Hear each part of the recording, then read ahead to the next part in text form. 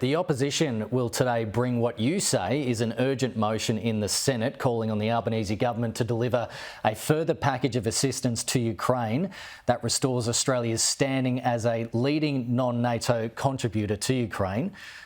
So what's your thoughts on that? Why are you doing it? It's become embarrassing, frankly, to see Ukraine having to resort to public advertising campaigns, public promotional campaigns to encourage Australia to do more.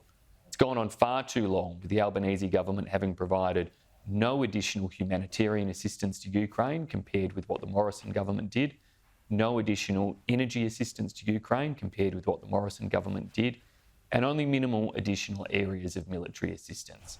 It is beyond time for a full and comprehensive package of military, humanitarian and energy assistance to Ukraine to be announced by the Albanese government.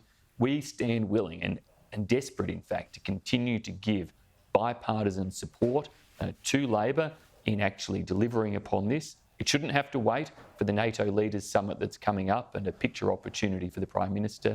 It should be done now. The counter-offensive is underway now, and we should be joining the US, the UK, so many other European and other partners around the world in ensuring that we continue to help Ukraine fight off the illegal and immoral invasion that they're facing right now. The government says it's unable to send Australian Hawkeye-protected mobility vehicles to Ukraine, which is what they want, because there's an unresolved braking issue and limited supply of parts.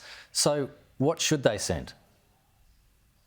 Well, they should work through those issues and work through them promptly. And I am confident that with the manufacturer and European partners, there are solutions. Let's be honest, Australian standards required right now in relation to anti-braking systems for use of vehicles on Australian public roads are vastly different to what Ukraine needs in the battlefield of conflict. So there's got to be a practical way to work through those types of issues and to ensure that the Australian government systematically addresses each of the requests from the Ukrainians, does so as comprehensively as we can and as swiftly and transparently as we can as well. We remain very concerned at the fact that there is still no clear transparency from the government, for example, on the promised Bushmasters as to precisely how many actually have been delivered.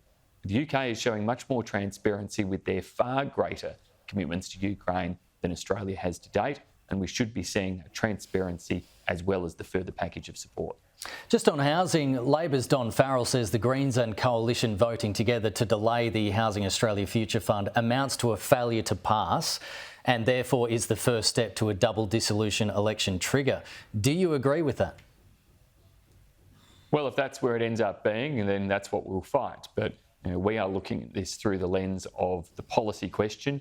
We've always thought that adding these billions of dollars extra to government debt for no immediate impact on the housing market was a bad idea, especially so for a policy that has no benefit in terms of addressing rates of home ownership in Australia. And we want to make sure we focus as we lead up to the next election on effective policies to help Australians, particularly young Australians, own their own home, not see this type of chaotic policy making by the Albanese government, who on the weekend plucked another $2 billion out of thin air, it seems, to promise in a move that they hoped would buy the Greens' votes for a policy that has had holes in it all throughout its existence.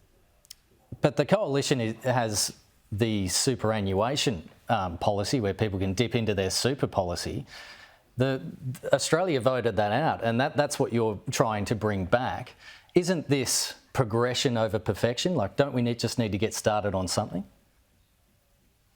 We think this is policy that won't make any meaningful short-term difference to social housing or to the housing market in Australia. It will, though, add billions of dollars of debt. It was meant to be a vehicle that would be off budget, but with each additional rushed announcement to try to buy the Greens' support, the government has completely undermined the off-budget nature of this new entity in housing. And instead it will now have a significant impact in terms of additional borrowings, additional debt in Australia, without having a similar impact in terms of any positive impacts in the housing market in the near term. As I said, our intention will be at the next election to show very clearly how we're going to support home ownership in contrast to this policy, and superannuation will be a part of that, but we'll certainly have other elements to really ensure that Australians, particularly young Australians, can see that we are committed not to simply increase social housing stock, but actually to increased home ownership opportunities for young Australians. Simon Birmingham, appreciate your time today. Thank you. Thank you, my pleasure.